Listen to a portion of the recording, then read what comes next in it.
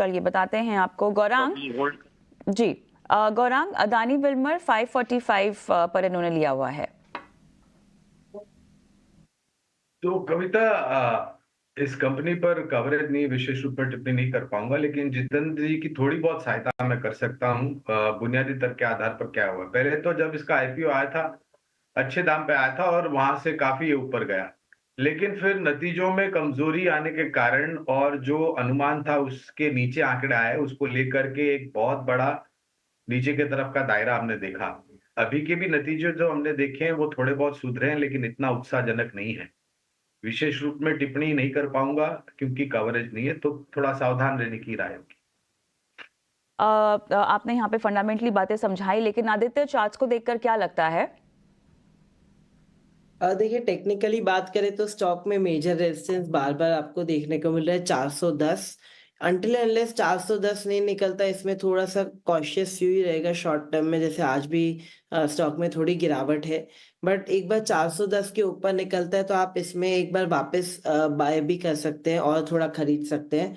और आप इसमें स्टॉप लॉस लगाइए फिर 320 का, और आपका इसमें यहाँ पे टारगेट बनेगा 450 से लेके 500। अगर आपको थोड़ा शॉर्ट टर्म के हिसाब से इसमें थोड़ा एवरेजिंग करना है और मोमेंटम ट्रेडिंग करना है, और लॉन्ग टर्म के हिसाब से मैं आपको कहूंगा कि आप ट्रेलिंग स्टॉक, आप एक स्टॉप लॉस फॉलो करें। इधर 290 का स्टॉप लॉस लगाए, अगर वो लेवल टूट जाता है तो आप इसमें से एक बार एग्जिट कर ले, क्योंकि स्टॉक में बहुत टाइम से स्ट्रेंथ नहीं है।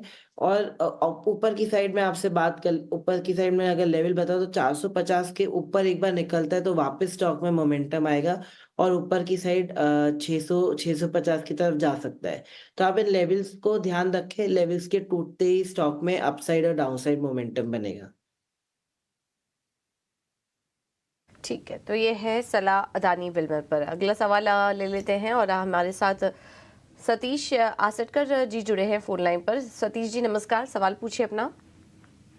मैम, मेरा सवाल यह है कि मेरे पास आरवीएनएल के 269 शेयर्स है जो मैंने लिए है। अभी सब काफी डाउन हुआ है, तो क्या करना चाहिए? ठीक है, आपको सलाह दिलवा देते हैं। आरवीएनएल आज 2.5% नीचे भी है और पिछले कुछ समय से हम देख रहे हैं स्टॉक में मुनाफा वसूली हावी है। एक महीने में 17% ये स्टॉक टूट चुका है अगर चार्ट्स देखें तो। बट गौरांग, इस गिरावट से क्या डरने की जरूरत है इन्हें? आप क्या सलाह देंगे आरवीएनएल में?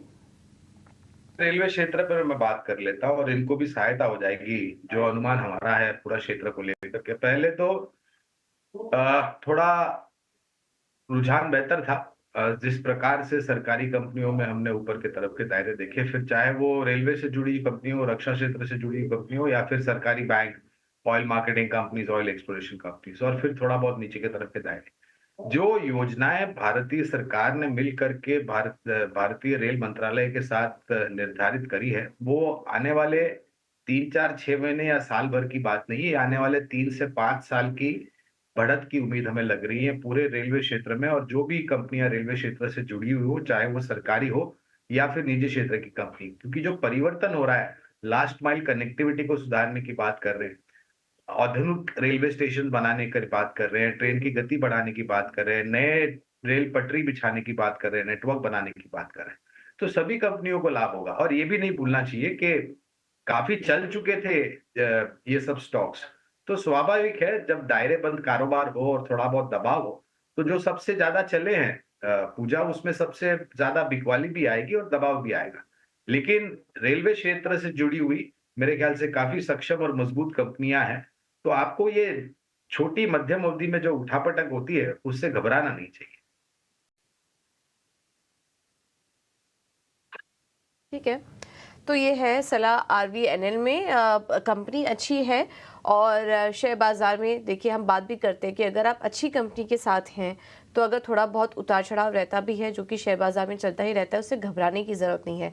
फंडामेंटल्स अच्छे हैं जैसा कि गौरांग जी बता रहे, तो आप बने रह सकते हैं स्टॉक में, कोई दिक्कत वाली बात नहीं है। सिलसिले को आगे बढ़ाते हैं। दर्शक जो हमारे साथ फोन लाइन पर जुड़ रहे हैं वो तरह तरह के सवाल पूछ रहे हैं, स्टॉक में निवेश को लेकर हो या शेयर बाजार की तमाम बुनियादी जानकारी को लेकर हो। और ऐसे में कोलकाता से अजीत चौधरी साहब भी मेरे साथ फोन लाइन पर जुड़ गए हैं, जो अपना अपना सवाल पूछना चाहते हैं। चौधरी साहब नमस्कार, गुड मॉर्निंग, बताइए क्या सवाल है आपका? सर मैडम मेरे पास सिगाजी का 6,500 जो शेयर है, मैंने 43 रुपीज के भाव पे लिया था, तो मैं ये रखूं या छोड़ दूं या होल्ड करूं, क्या करना है? मोटे मुनाफे पर तो आप बैठे हैं फिलहाल, आपको पार्ट प्रॉफिट बुक करने का भी कोई मन नहीं है, इरादा नहीं है, या उसकी भी सलाह लेना चाहते हैं? अभी रहने दीजिए, 1 साल 2 साल कोई दिक्कत नहीं मेरे को। और 1-2 साल ठीक है। चलिए गौरांग, क्योंकि इन्होंने 1-2 साल का जिक्र किया कि आपके कवरेज में है ये।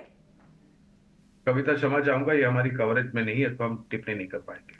आदित्य, मुनाफे पर बैठे तो हैं, क्या पार्ट प्रॉफिट बुक कर लेना चाहिए, क्या कहेंगे आप? मेरे हिसाब से थोड़ा पार्शियल प्रॉफिट इनको बुक करना चाहिए अभी इस लेवल से, क्योंकि स्टॉक एक अपना जो इम्पोर्टेंट सपोर्ट था इसका पहले का, वो उसने ब्रेक किया है। 70 का थोड़ा बहुत मुनाफा वसूली करे, और मुझे लगता है कि आगे आने वाले 3 महीने तक, जून तक स्टॉक में वापस आपको बाउंस बैक देखने को मिल सकता है थोड़ा, तो वहां पे ज्यादा मुनाफा वसूली आप कर सकते हैं। तो मुझे लगता है थोड़ा थोड़ा यहाँ पे प्रॉफिट आपको बुक करना चाहिए till June, first half of the year. ठीक है, तो चलिए ये है सलाह सिगाची इंडस्ट्रीज पर आपके लिए, और लंबे समय तक बने रहना चाहते हैं तो आप आज देख रहे हैं 4% की गिरावट भी स्टॉक में देखने को मिल रही है, तो उस हिसाब से आप रणनीति अपना सकते हैं। अगला सवाल ले लेते हैं, गोपाल गर्ग हमारे साथ जुड़े हैं। गोपाल जी नमस्कार, सवाल पूछिए अपना। मैम नमस्कार, मैं पूछ रहा था सुजलॉन के मेरे पास 10,000 शेयर हैं @40, तो मैं ये पूछ रहा था ये लॉन्ग टाइम के लिए कैसा रहेगा, इसको सेल आउट करूं या रहने दूं? ठीक है, लॉन्ग टर्म के लिए लेना चाह रहे हैं गौरांग जी, सुजलॉन एनर्जी पर क्या सलाह देंगे? 40 पर इन्होंने लिया, थोड़ा ऊपरी लेवल पर ले लिया है, आज स्टॉक थोड़ा टूट भी रहा है और 38 के पास कारोबार कर रहा है, 5% नीचे है, तो गिरावट में ये भी थोड़ा कंफ्यूज है कि स्टॉक में बने रहना सही होगा या फिर निकल जाए सुजलॉन से। देखिए, काफी लंबे समय पहले हमारी कवरेज थी पूजा, और बेचने की राय थी हमारी, और हमारे जो नीचे के तरफ के लक्ष्यांक थे वो आने के बाद हमने पूर्ण रूप से सुजलॉन के ऊपर जो कवरेज निकाल दी थी। और इतिहास हमें सबको पता है इस कंपनी को लेकर के। देखिए, ऊर्जा क्षेत्र काफी अच्छा लगता है हमें, लेकिन ऊर्जा क्षेत्र में आप कौन सी कंपनी पसंद करते हैं निवेश करने के लिए, ये ज्यादा महत्वपूर्ण होती है। और काफी छोटे छोटे निवेशक ऊपरी स्तर पर इस स्टॉक में फंसे हुए हैं, और हर एक ऊपर के तरफ के दायरे में निकलने का प्रयास करेंगे। तो ऊर्जा क्षेत्र में जो हमारी कवरेज या हमें जो पसंद आता है पूजा, वो है टाटा पावर, सीईएससी, एनटीपीसी जैसी कंपनियां, या फिर पावर ग्रिड जैसी कंपनियां, जो कि ऊर्जा वितरीकरण में तो है ही, लेकिन सूर्य से उत्पादन होने वाली सूर्य ऊर्जा यानी कि सोलार एनर्जी, और बाकी जो अन्य कंपनियां हैं वो वायु से उत्पादन होने वाली विंड एनर्जी जिसे हम कहते हैं, जिस क्षेत्र में सुजलॉन भी कामकाज करता है, वहां पर उतर रही है। लेकिन अगर आप रुझान के रूप में या लंबी अवधि का निवेश की अगर बात करते हैं, तो हमारी पसंदगी टाटा पावर, एनटीपीसी और सीएससी कंपनी या फिर पावर ग्रिड जैसी कंपनियां जो है, वहां पर ज्यादा महत्व दिया जाएगा। हैं सुरभि खन्ना गुरुग्राम से मेरे साथ फोन लाइन पे हैं। Hi Surabhi. Hi ma'am, good morning sir. Good morning ma'am, बताइए। Yeah my question is about GMR Infra. मैंने इसे 92.81 में परचेज किया है, सो कैन आई होल्ड और can I take exit? Hold करने का अगर सोचेंगी तो और कितना? Ma'am short to medium term view है। ऑलराइट, आदित्य क्या कह रहे हैं चार्ट्स? 92.81 की इनकी बाइंग है। राइट, तो देखिए जीएमआर इंफ्रा में काफी अच्छा मोमेंटम आपको देखने को मिला, और जीक्यूजी पार्टनर्स के बाद भी काफी स्टॉक में रफ्तार आई।